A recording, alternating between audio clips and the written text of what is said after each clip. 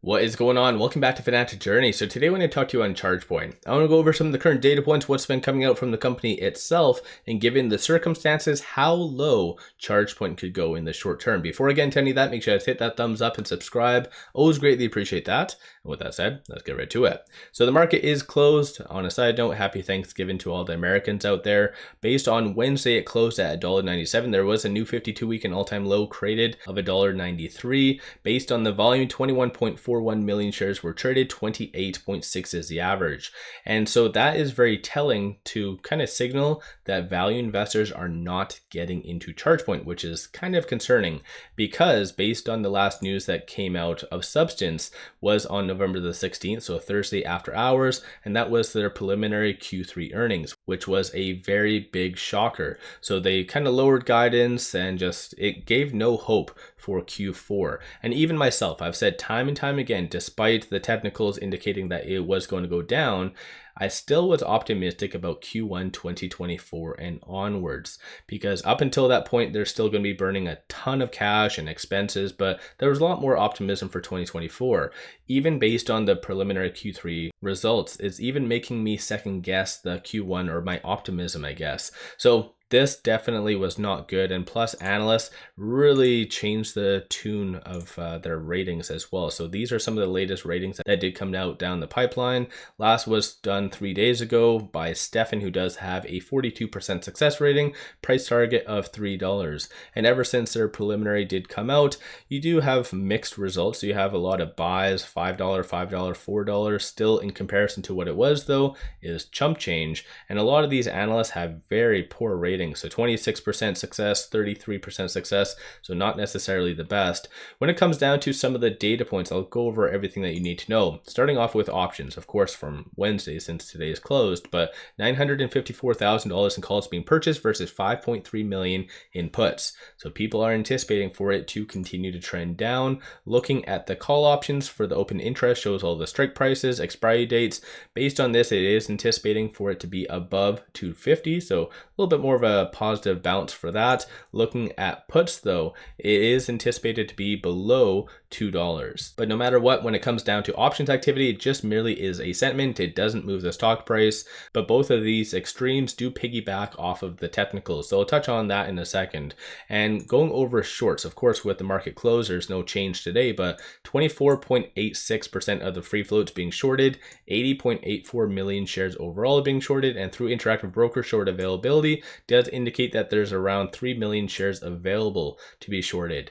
And shorts have always been in ChargePoint for a while because ever since their S3, so them needing money, it just hasn't really worked well in their case. And I'm going to play a quick video near the tail end. It's around 2 minutes long of the Rivian CEO and just talking on just charging stations. And even he predicts a lot of the downfall of a lot of these charging companies. So once again, just going back over here though, shorts, I'll get rid of all this crap, but shorts did really double down pretty significantly. So short interest was roughly around 19%-ish, and now it is at that 25%. So shorts have really significantly gotten in, and that was since November the 10th. So we can't necessarily even blame the preliminary Q3 earnings. They started to double down since then. So I think in ChargePoint's case, they've given more than enough opportunity for shorts to, and justification for it to trend down, and for them to just constantly hound it. And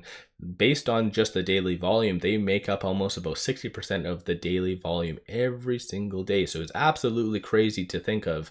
And normally when shorts do increase their position, they are hedging through call options. So you don't even see those abnormal spikes. So shorts in reality are just doubling down without any hedging, without any protection. So that's a very bold move on their part. But once again, the preliminary Q3 results does not signal any hope, at least for Q3 nor Q4.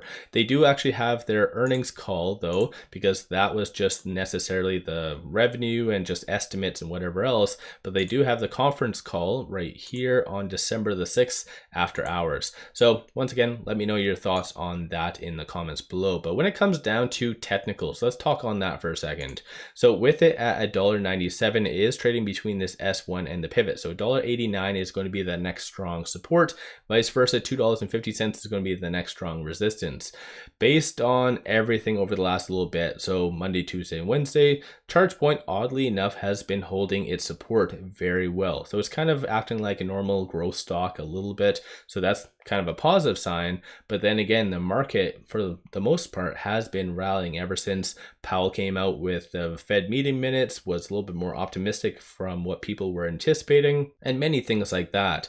But in reality, I do feel, based on the results that they did give last week, it is going to break this S1. So most likely trade between this S2 and this S1 up until their earnings, which again is on December the 6th.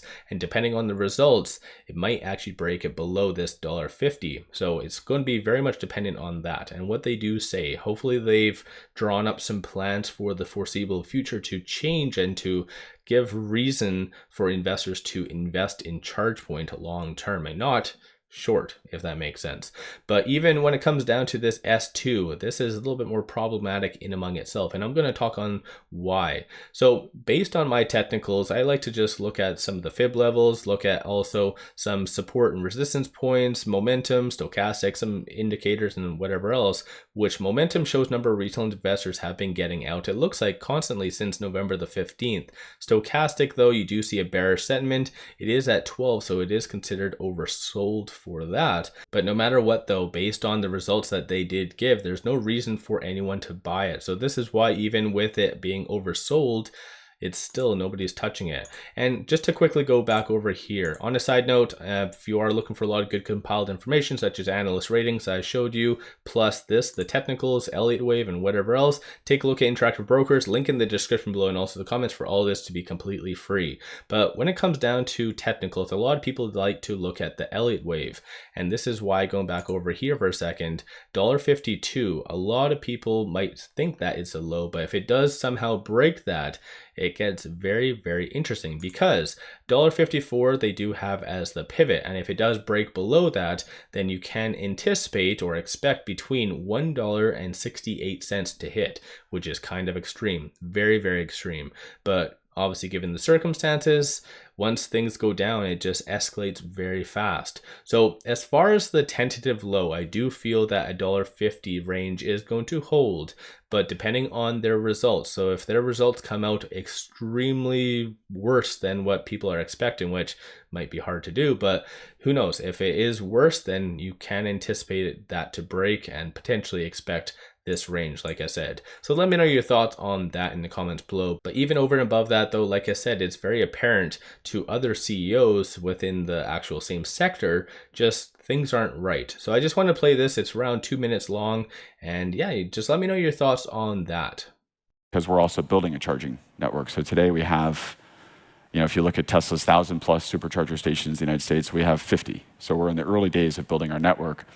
But the number of charging stations necessary to create really useful density, meaning I can drive from, let's say, here to San Francisco or San Francisco to Jackson Hole, is not as large as you'd think. So with a few hundred charging stations, you can essentially connect most of the dots in the map.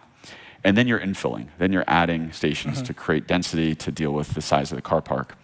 So one of the things that us making the switch to NACS really also enables, NACS is what Tesla's called their charging connector design, so North American Charging Standard, is it allows us to actually have Teslas utilize our charging network as well. And why is that important? It allows us to make the network profitable much quicker. So with about 4 charging events per location, a location becomes profitable. And the challenge of building a network like this, it's a huge investment. You call it $1 billion investment. But in the beginning, you don't have a car park. You don't have a lot of cars to use it, so it's underutilized. So if you can pull other vehicles onto that network, it very quickly becomes profitable, allows you to build it faster. So that was the logic. And so what we think is going to happen over the next 5 years is we think there's going to be a relatively small number of networks, charging networks, that become primary or dominant networks. Tesla, we think, will be one of them. Of course, think we will be one of them. But surprisingly, there hasn't been other third-party networks that have really done a great job, to be honest. The uptime is poor. The payment platforms are challenging, to say the least. Locations are highly compromised.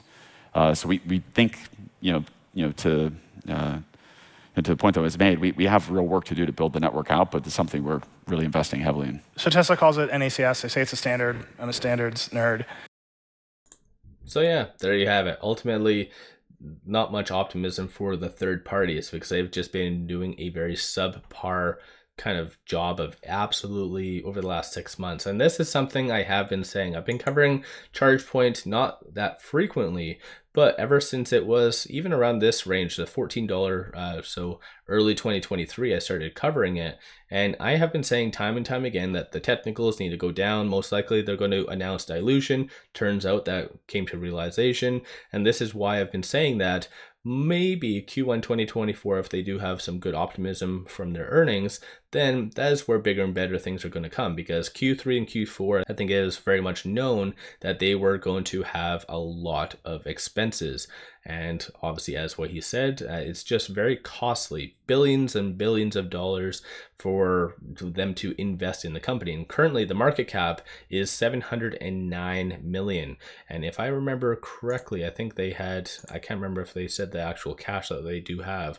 It wasn't that good, actually, right here. So they said that they have around 397 million in cash and cash equivalents, but that's also because of an injection from that market share. So at the market. So if you kind of factored it all in, they are burning through almost about 70 to 80 million just in that quarter. And without that, the money that they just injected, like they have virtually nothing. So it's just going to rely on debt and just dilution in the foreseeable future, which is not anyone's favorite thing to do. So let me know your thoughts on that. I really wish ChargePoint can actually change things around and I can do a optimistic video on them rather than constantly saying that it's going to go down and whatever else. So let me know your thoughts on that. Do you think that it potentially is going to break out into higher highs, like based on a lot of the analyst ratings around $5? Do you think that's realistic, or what's your viewpoint on ChargePoint in the comments below? Don't forget to hit that thumbs up and subscribe. Always greatly appreciate that. And one final thing I just wanted to share with you, take advantage of this promo.